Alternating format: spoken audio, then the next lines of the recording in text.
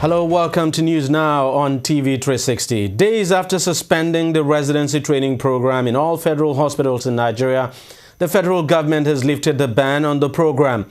Minister of Health Onyebuchi Chukwu announced the recall, saying it is with effect from Thursday, August 28, 2014. Also reinstated were the over 16,000 resident doctors sacked August 13th in the middle of a strike called by Doctors Union, the Nigerian Medical Association, NMA. The reinstatement of the resident doctors comes on the heels of the agreement reached by the NMA and the federal government. NMA suspended its strike last week after more than a month, but insisted the sacked resident doctors be recalled. Accordingly, all chief medical directors and medical directors of the training centers are directed to issue letters of reinstatement to the resident doctors to enable them resume work immediately. Now, following the confirmation of the federal government Thursday of a new death recorded from Ebola in Port Harcourt, the governor of Rivers State, Rotimi Amechi, has addressed the people, calling on them to be vigilant and adhere to all preventive measures against the Ebola virus. According to him, the State Ministry of Health had already commenced investigation and contact tracing, and so far 100 people have been quarantined. He also revealed the importer of the disease into Port Harcourt was a staff of the Economic Community of West African States, ECOWAS, who had contact with the late Liberian-American Patrick Sawyer. Ironically, the diplomat is alive and well, while the doctor who treated him has died. Amechi also assured that the government of Rivers State is doing everything possible to contain the effect and spread of Ebola, adding that the state has enough materials and human resources to curb the spread of the disease. Still on Ebola, Nigerian students going to study in the United States of America may be subjected to extra health checks when they arrive to study in the country due to the Ebola outbreak in the West African sub-region. With the virus continuing to kill in Guinea, Liberia, Sierra Leone and Nigeria, the expected arrival of thousands of students from those countries has U.S. authorities on alert but cautioning against alarm. The American College Health Association said the move was just precautionary to curtail the recent outbreak, which has been described as the worst ever to hit the West African sub-region. According to the U.S. government, more than 9,728 active students from Nigeria, 204 from Liberia, 169 from Sierra Leone, and 95 students from Guinea study in American colleges. Universities in the United Kingdom are also on alert with the expected arrival of thousands of Nigerian students there. Now, the epidemic continues to spread in West Africa. Senegal has confirmed its first case of the virus. Health Minister Coll-Seck told reporters Friday that a young man from Guinea imported the disease into the country. The man was immediately placed in quarantine after it was confirmed he had the virus. Guinea, which is one of the worst affected countries, shares a border with Senegal. The country had previously closed its border with Guinea in an attempt to halt the spread of Ebola, but its frontiers are porous. It has also banned flights and ships from Guinea, Liberia and Sierra Leone, the three worst hit countries. The confirmation makes Senegal the fifth West African country to be affected by the outbreak, which began in Guinea and has killed more than 1,500 people across the region. Other West African countries that have recorded Ebola deaths are Liberia, Sierra Leone, and Nigeria. Well, before Senegal's health ministry confirmed the country's first case of Ebola, health ministers from across West Africa attended an ECOWAS meeting in Ghana's capital, Accra, to discuss how to prevent the virus from spreading. One of the major issues discussed was that travel restrictions imposed to combat Ebola should be lifted. Some countries had imposed travel bans on regions hit by Ebola as part of measures to curb the outbreak. According to them, such bans could have a grave consequence in the long run and will adversely affect the economies of the sub-region. The World Health Organization had made a similar call, stating that such travel bans would create food and supply shortages and harm efforts to contain the deadly virus. The health agency said it was important airlines resume vital flights across the region because travel bans were threatening efforts to beat the epidemic. Instead, it recommended that countries affected by Ebola should conduct exit screening. More than 1,500 people of the 3,000 people infected have died of the dreaded virus. Now to politics. The People's Democratic Party has finally granted a waiver to former Economic and Financial Crimes Commission Chairman Nuhu Ribadu to contest under its platform in the Adamawa State Governorship by-election scheduled to hold October 11th. Also granted waivers were former military administrator of Lagos and Borno States Buba Marwa, as well as Marcus Gindiri, a one-time governorship candidate of the defunct Action Congress of Nigeria ACN. The three aspirants had earlier submitted their application for waiver to the National Working Committee of the party. The NWC took the decision following a report submitted by a subcommittee which recommended that a waiver be granted to them. However, this decision may not go down well, with 7 other aspirants of the PDP who had filed a petition against that, asking that a waiver should not be granted to the 3 aspirants who they say are not members of the PDP. Now, the petitioners include Umar Ardo, Ahmed Gulak, James Barker, Andrau Sawa, Abubakar Gire, Idi Hong, and Aral Tuko, who is, of course, the son of Bamanga Tuko. They had argued that Ribadu and Gundiri had joined the PDP for the first time only recently, while Marwa had returned to the party after earlier defecting from the PDP to other political parties. Now, Nuhu Ribadu's defection from the APC to the PDP took many by surprise. He was the opposition party's presidential candidate in the last election and had been known to be a strong critic of the PDP. We asked his friend and close associate, Nasir El-Rufai, who of course is still in the APC, what he makes of Ribadu's defection. Here's what he told us. I think you have to ask Nuhu that question and we wait for time to play out.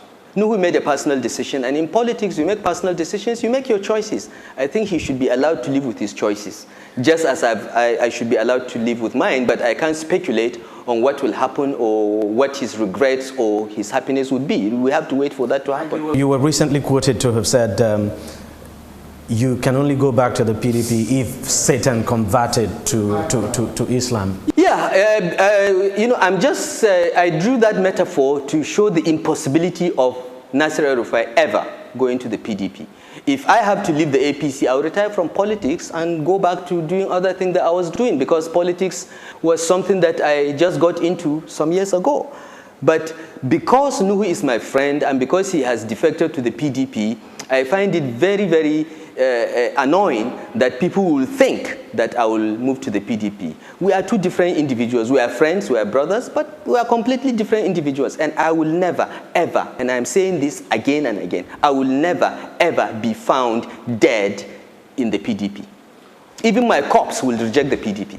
It's quite surprising because you used to be a member of that party. I mean, you were there for a very long time. Yes. And for you to loathe the party so very much now, it's baffling. No. Yes, I was a member of the PDP. I had a party card because I had to be confirmed as minister. It was a requirement. But I was never an active member. Towards the end of our administration, we got involved somewhat in PDP's activities to reform it. I've been in 3 committees to reform the PDP. And when the 3rd one collapsed in 2010, I gave up and I left. I left on my own. The PDP didn't say it doesn't want me. The PDP didn't expel me. I left because I know evil when I see one. And I saw evil there, and I walked away. And that's why I will never go back. I will never go back. Very strong words from Malam Nasir El-Rufai, the former FCT minister, who is, of course, the current Deputy National Secretary of the All Progressives Congress, APC. Now, President Goodluck Jonathan has said that 60% of the total fuel subsidy funds meant for the benefit of the masses in Nigeria were smuggled out of the country.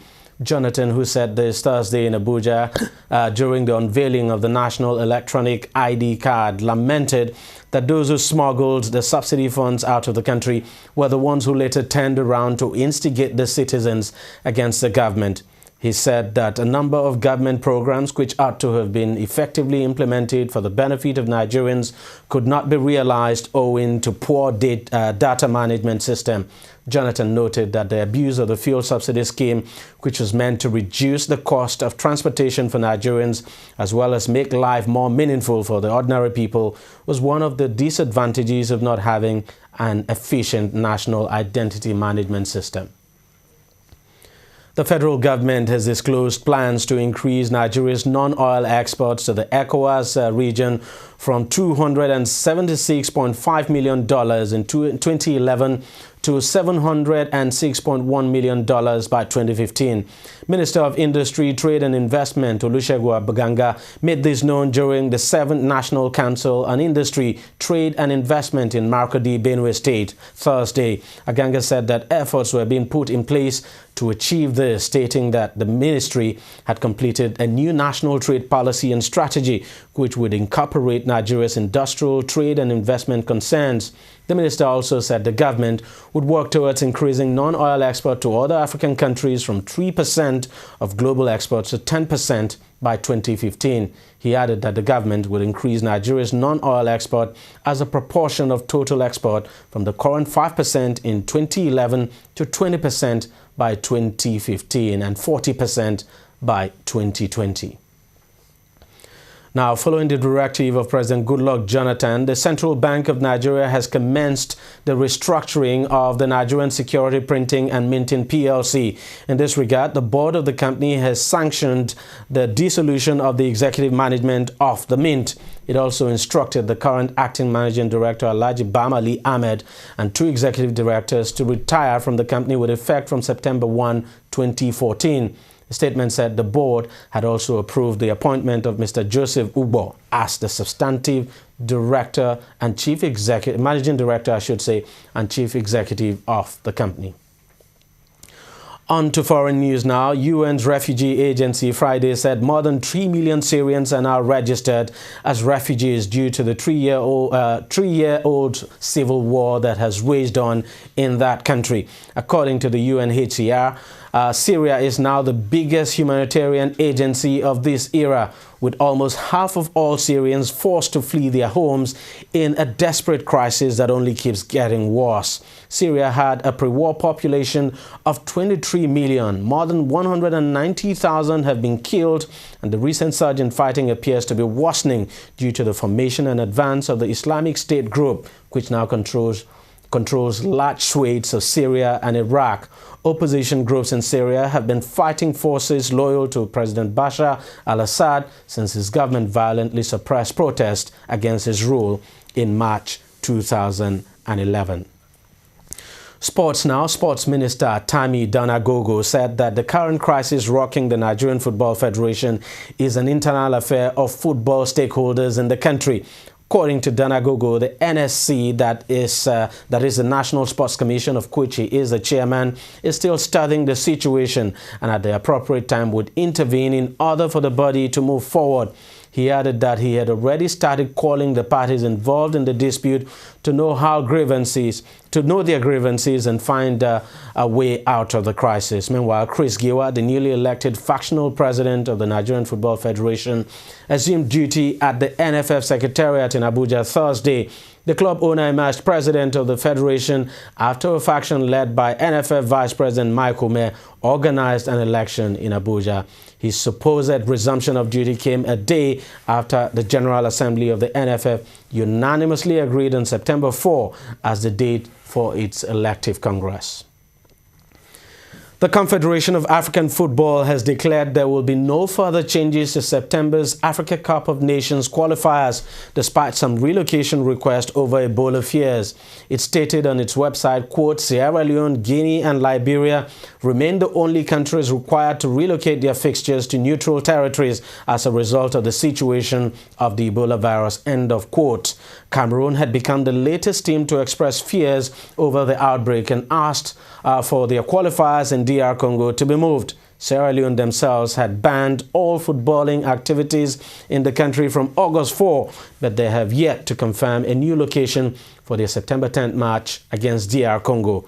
CAF added that it would reassess the situation in mid-September in order to allow or not these affected countries to receive teams and organize CAF competitions. Well, Ebola causing problems everywhere, even in football. That's it on News Now. We thank you very much for watching. I am Deji Badimasi. We'll see you later.